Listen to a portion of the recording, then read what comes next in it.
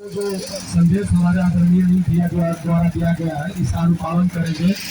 और इसके बाद हमारे पटना स्नातक निर्वाचन क्षेत्र के माननीय विधान पार्षद और हमारे बड़े भाई आदरणीय नीरज बाबू से मैं आग्रह करूंगा कि वो सब अपने ओर से रखें। मुरारी दुग्ध उत्पादन सहयोग समिति लिमिटेड को बोनस वितरण समारोह में सब उपस्थित जिला जनता दलों के महासचिव माननीय अनिल जी, जिला परिषद के सम्मानित उपाध्यक्षा देवी जी, कार्यक्रम में उपस्थित पाटलिपुत्र वैशाली दुग्ध कोऑपरेटिव लिमिटेड माननीय अजय कुमार राय जी, जिनके नेतृत्व में ये कार्यक्रम हो रहा है, सरविंद जी, हमारी पार्टी के प्रखंड अध्यक्ष माननीय सतीश जी, आदरणीय महेंद्र बाबू, हमारा छोटा भाई सुभाष, रंजीत जी, मंसूर चौधरी जी, ओंकार नाथ त्रिवेदी जी और दुग्ध उत्पादन सहयोग समिति के बोनस वितरण में सब उपस्थित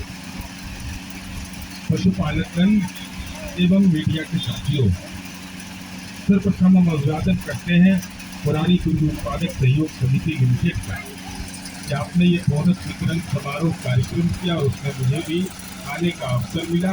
मैं इसके लिए सहयोग समिति के प्रति और सदस्यों को आभार व्यक्त करता हूँ। मैं जब ये कार्यक्रम में आया तो मैंने माननीय एमपी साहब से और इनसे भी अनुरोध किया और सहयोग समिति से भी अनुरोध किया। देखिए, सरकार विभिन्न कार्यक्रम चलाती है, हमारी परेशानी कहाँ है बिहार के अंदर, ये अखबार जब हम लोग पढ़ते हैं ना तो हम लोग कौन नेता क्या बयान दिया ये जरूर पढ़ते हैं, लेकिन सरकार का योजना नहीं पढ़ते। ये आदत है बिहार, चौक चौराहा पर बहस जरूर होगा, ऐसे हो गलो ऐसे हो गलो, लेकिन सरकार की योजना का नहीं। हम आपको जानकारी दे रहे हैं। इस बिहार को इस बात का गौरव है माननीय मुख्यमंत्री नीतीश कुमार जी के कार्यकाल कि 2018 में हमको देश में दुग्ध उत्पादन में नंबर 1 का हमको पुरस्कार मिला है। नंबर 1 का इस बिहार को पुरस्कार मिला है, कोई साधारण बात नहीं है। और हम आपको यह बताना चाहते हैं कि कृषि केवल यह नहीं है खेती। जब माननीय मुख्यमंत्री जी भारत सरकार के कृषि मंत्री हुए तो किसान की परिभाषा पहले तय नहीं थी। किसान कौन होता है? किसान का मतलब यही होता था कि जो जमीन का मालिक है वही किसान है। जब भारत सरकार की एक कृषि मंत्री बने तो आजादी के बाद पहली बार किसान नीति बनाई थी और किसान नीति में इन्होंने बनाया, माननीय नीतीश कुमार जी ने कहा कि किसान का मतलब यह नहीं होता है कि केवल भूधारी, बल्कि उस जमीन से जुड़े हुए जो लोग हैं, चाहे किसी से कृषि मजदूर हो या अन्य जो काम कर रहे हो, वो सारे लोग किसान की परिधि में आते हैं। तब जब आप इनको मौका मिला इस बिहार में काम करने का तो हमने कृषि रोड मैप बनाया और कृषि रोड मैप का ही नतीजा है कि बगैर पैरवी के 4 बार हमको कृषि कर्मण पुरस्कार बिहार को मिला। सब कभी नसीब उसी में बिहार को होता था, पुरस्कार उसका तो कहीं सोचने का बात भी नहीं रहता। कृषि कर्मण पुरस्कार बिहार को मिला।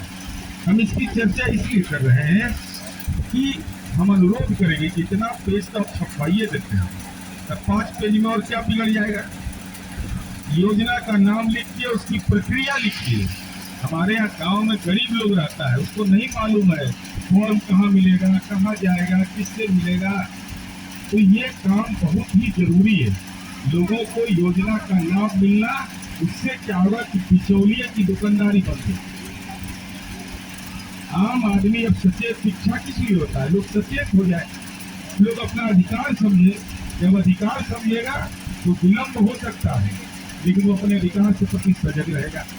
इसलिए हम आपसे अनुरोध करेंगे कि आगामी और पाटलिपुत्र दुग्ध उत्पाद सहयोग समिति से भी विनती करेंगे कि आप लोग भी एक सर्कुलर निकाल करके जहाँ भी बोनस वितरण हो वहाँ पर ही मैंडेटरी कर दीजिए कि सरकार की योजना का एक बिंदु 5 पेज 4 पेज पर जरूर रहना चाहिए, जिससे किसान पढ़ करके उसका लाभ ले। अब इससे बड़ा दुखद बात क्या होगा कि 10,000 सीमेंट आता हो नालंदा जिला में। बिहार कहता है कि सब काम नालंदे में हो रहे हैं, नालंदा का हाल देख लीजिए कि 10,000 सीमेंट आया तो लौटा देना पड़ा। जाइएगा ना दूसरा जगह तो बोलेगा आपका पता लंडे हो रहा है, अब तो केकरो पैरवी हो रहा है, वहाँ के आदमी सचेत थे तब नहीं काम कर रहे हैं। हम अभी आ रहे थे तो देखे कि मछली उत्पादन होता है यहाँ पर। मैं आगे देखा कि मत्स्य उत्पादन, कितना मन के अंदर खुशी होता है कि जब सड़कों का जाल बिक गया, बिजली पहुंच गया, घर घर बिजली पहुंचा दिए, लेकिन इससे आगे की योजना है सरकार की। हम नौजवानों की अनुरोध करेंगे कि योजना के बारे में जानिए। हम लोगों ने देश के अंदर अनूठी योजना प्रारंभ की है। मैं देख रहा था, वही निकाल के हम पढ़ रहे थे कि माननीय मुख्यमंत्री जी ने मुख्यमंत्री उद्यमी योजना प्रारंभ की। देश का कोई ऐसा राज्य नहीं है, जान जाइए, जहाँ 5 लाख 10 लाख रुपया हम देते हैं किसी योजना के लिए, तो 5 लाख रुपया को कहे कि आप ब्याज मुक्त रहेगा, और 5 लाख को कहे कि 7 वर्ष में आपको लौटाना होगा। अब इसके लिए प्रक्रिया है, पात्रता है, उसके अनुसार फॉर्म भरिएगा।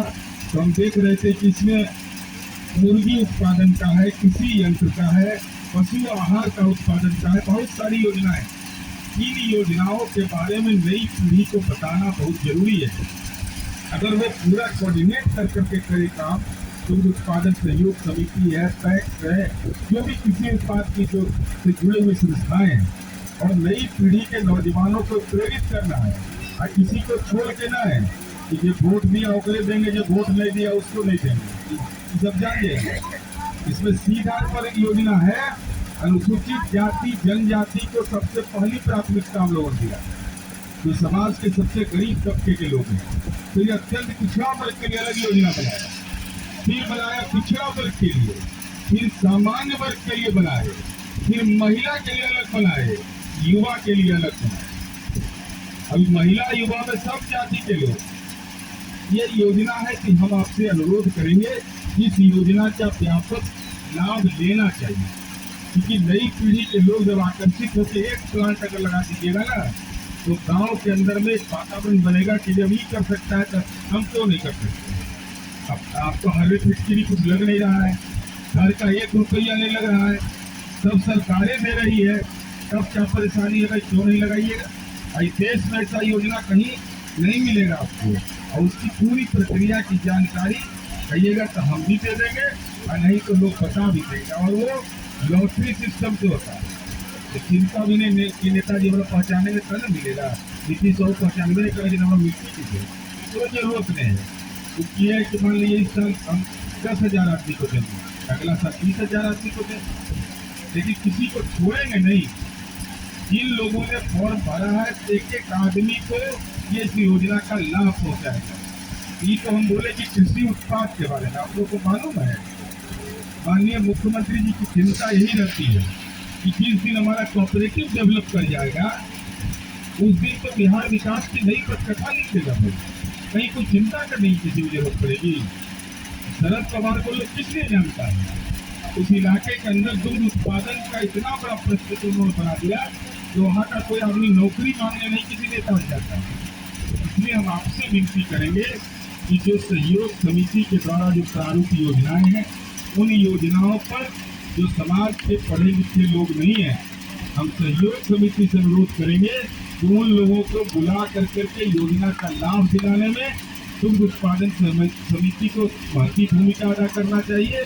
इसके अलावा हमारी पार्टी के भी लोग हैं, अनिल बाबू हैं, जब आइएगा हम लोग जितना संभव होगा, लेकिन सरकार की जो उद्यमी योजना है, जो पशुपालन की योजनाएं हैं, इन तमाम हम लोगों ने जो पशुपालन में एक परेशानी होता था बैंक के बारे में, ये आप सब जाहिर है। इसके लिए मुख्यमंत्री जी ने हर जिला में एडीएम स्तर का एक नोडल अफसर बना दिया कि भाई बैंक से आप समन्वय स्थापित करिए, हमारा पैसा लेके हमारे किसान को लोन क्यों नहीं देगा, क्योंकि लोन तो हमको देने का अधिकार है नहीं। अभी भारत सरकार है, जय जय हर हर सब जाहिए रहे, बताने की जरूरत तो है नहीं, लेना न देना है, सब खाली कहानी है कहना है।